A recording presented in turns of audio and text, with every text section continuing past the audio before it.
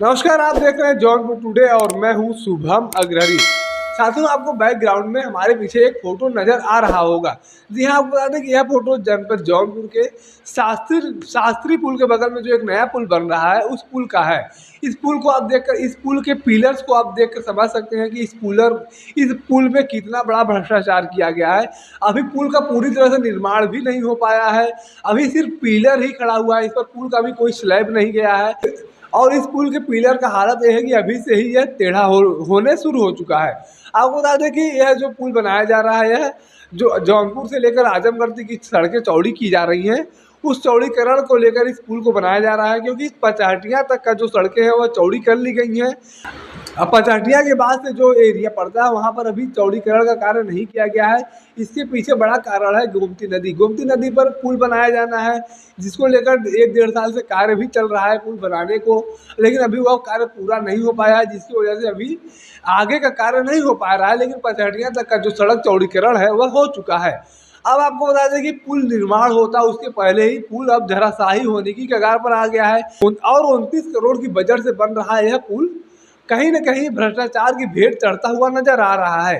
अब आपको बता दें कि यह पुल का जो निर्माण हो रहा है, इस पुल का 2 पिलर जो है वो टेढ़े हो चुके हैं, जिसको कल जब मीडिया के सामने बात सामने आई तो आनन फानन में वहाँ के कर्मचारी जो है या इंजीनियर जो है उस पिलर को तार के सहारे खड़ा करने की कोशिश कर रहे थे कि जिससे कि वह और टेढ़ा न हो। और जिसके पीछे कारण बताया जा रहा है कि पानी का तेज बहाव है, जिसकी वजह से पिलर अब टेढ़ा हो रहा है। जब इस पुल को लेकर लोगों द्वारा सवाल किया गया तो वहाँ पर मौजूद इंजीनियर्स ने बताया कि पानी का तेज बहाव है, जिसके कारण से पुल का पिलर जो है वह टेढ़ा हो चुका है। अब आपको बता दें कि पानी का बहाव कितना है, अभी कितनी बरसातें हुई हैं, ज़्यादा से ज़्यादा 1 हफ्ते तक की बरसातें हुई हैं और इस बरसात में इतना पानी बढ़ गया है कि इतने बड़े मोटे पिलर्स को वह बहा कर टेढ़ा कर देगा। इतनी अधिक बहाव अभी नहीं है नदियों में और इतना अधिक बरसात भी नहीं हुआ है कि नदियों का पानी इतना बढ़ गया है कि पुल के पिलर्स को वो टेढ़ा कर देगा। इतना अधिक बरसात तो अभी नहीं हुआ है, क्योंकि पुल का जो पिलर्स होता है वो बहुत मोटा होता है और उसकी नींव बड़ी लंबी होती है। तो साथियों, जब पत्रकारों द्वारा इस बात को उठाया गया और वहाँ पर मौजूद लोगों से बात करने की कोशिश की गई तो लोग अब आनाकानी करते नजर आ रहे थे। तो वहीं इस पुल को लेकर ढिढोरा पीट रहे लोगों द्वारा, सरकार के लोगों द्वारा जब बात करने की कोशिश की गई तो सरकार के लोगों के द्वारा भी इस बात को लेकर आनाकानी करने की बात सामने आई। वहीं गिरीश चंद्र यादव जी, जो हमारे सदर के विधायक हैं, उनके कार्यालय पर जब पत्रकार लोग पहुंचे तो वहां पर भी उनके जो मीडिया प्रभारी हैं उनके द्वारा कहा गया कि मंत्री जी अभी नहीं है, वह बनारस में है, हम इसकी जानकारी उन्हें पहुंचा देंगे और इसकी जांच कराई जाएगी कि किस स्तर पर भ्रष्टाचार किया गया है, उस पर निष्पक्ष कार्रवाई की जाएगी।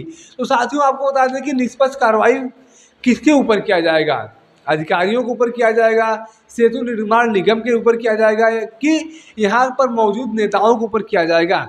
क्योंकि ऐसा तो नहीं है कि अगर भ्रष्टाचार हुआ होगा तो सिर्फ विभाग ने किया होगा या सिर्फ इंजीनियर्स ने किया होगा या सिर्फ नेताओं ने किया होगा। भ्रष्टाचार जब भी हुआ होगा तो सभी लोगों ने मिलकर किया होगा।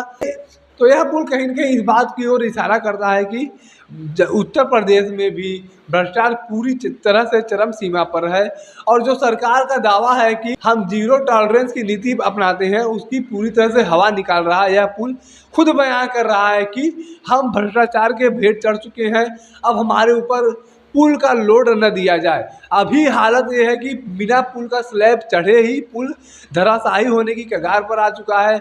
अभी से ही पुल के पिलर टेढ़े हो चुके हैं।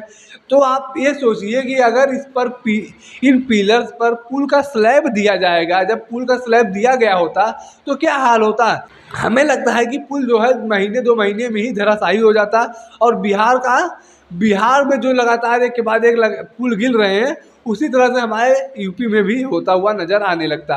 क्योंकि इतने बड़े भारी भरकम बजट से तैयार हो रहा पुल जब बनने से पहले ही टेढ़ा हो रहा है तो कहीं न कहीं इस बात की ओर पूरी तरह से इशारा करता है कि उत्तर प्रदेश में भी भ्रष्टाचार जो है वह चरम पर है और सरकार को चाहिए कि इस पर निष्पक्ष तरह की कार्रवाई करे और जो भी जिम्मेदार लोग हैं उन्हें कड़ी से कड़ी सजा दिया जाए। बाकी इस पुल को लेकर आप क्या कुछ समझते हैं, कमेंट करके जरूर बताएं।